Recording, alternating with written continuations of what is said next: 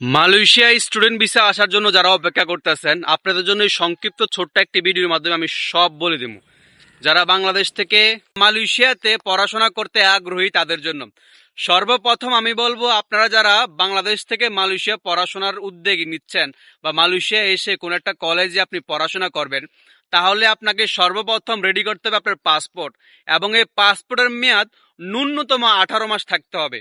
যাই হোক, পাসপোর্টের মেয়াদ যদি ন্যূনতম 18 মাস থাকে, আপনার বাংলাদেশ থেকে মালয়েশিয়ার যে কোনো একটা বিশ্ববিদ্যালয় কলেজে আপনার অফার লেটারের জন্য আবেদন করতে হবে। যদি আপনি মালয়েশিয়ান কোনো কলেজ বা বিশ্ববিদ্যালয় থেকে অফার লেটার অর্জন করেন, তাহলে সেই অফার লেটারগুলো আপনার কাছে রাখতে হবে।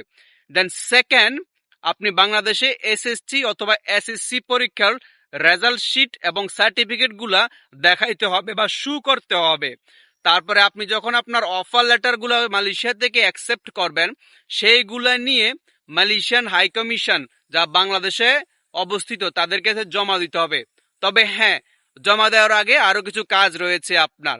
আপনি যখন মালয়েশিয়ান কোনো কলেজ থেকে আপনার ওই যে অফার লেটার অর্জন করবেন, সেই ক্ষেত্রে আপনাকে অবশ্যই ব্যাংক স্টেটমেন্ট এবং আপনার 2 কপি ছবি দিতে হবে। আর কেন ব্যাংক স্টেটমেন্ট লাগে আমি আজকে বলে দিতেছি।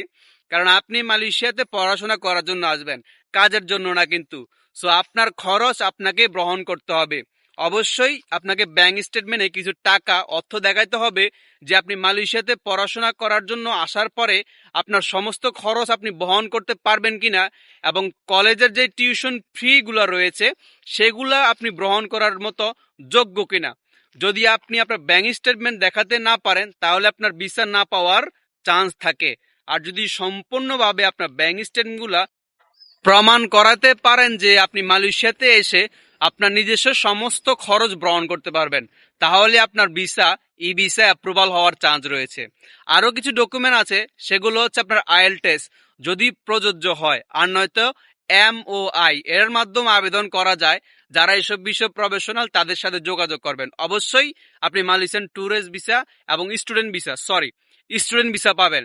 আর স্টুডেন্ট ভিসার সবচেয়ে বড় একটি সূত্র হচ্ছে আপনাকে অবশ্যই ভালো রেজাল্ট করতে হবে, তারপরেই আপনি ভালো একটা কলেজের অফার লেটার পাবেন। আর যদি মালয়েশিয়া থেকে কোনো কলেজের অফার লেটার আপনি পান, তাহলে মনে করেন আপনার 99% স্টুডেন্ট ভিসা অ্যাপ্রুভাল আসবেই। তাহলে আমি বললাম সমস্ত ডকুমেন্ট কি কি। সর্বপ্রথম আপনার অরিজিনাল পাসপোর্টের মেয়াদ মিনিমাম 18 মাস থাকতে হবে। সেকেন্ড, আপনার এসএসসি বা এসএসসি পরীক্ষার সমস্ত রেজাল্ট শিট এবং সার্টিফিকেটগুলো হাতে থাকতে হবে।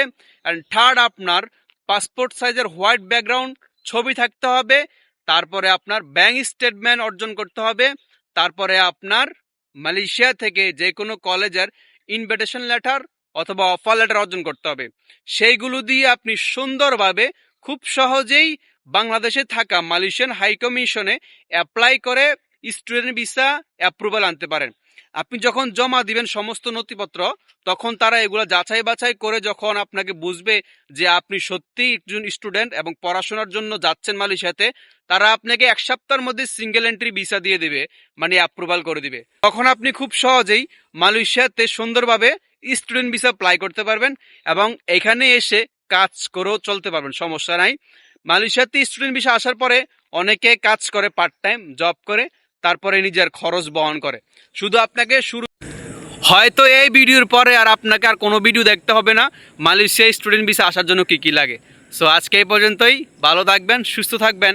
আসসালামু আলাইকুম ওয়া রাহমাতুল্লাহ।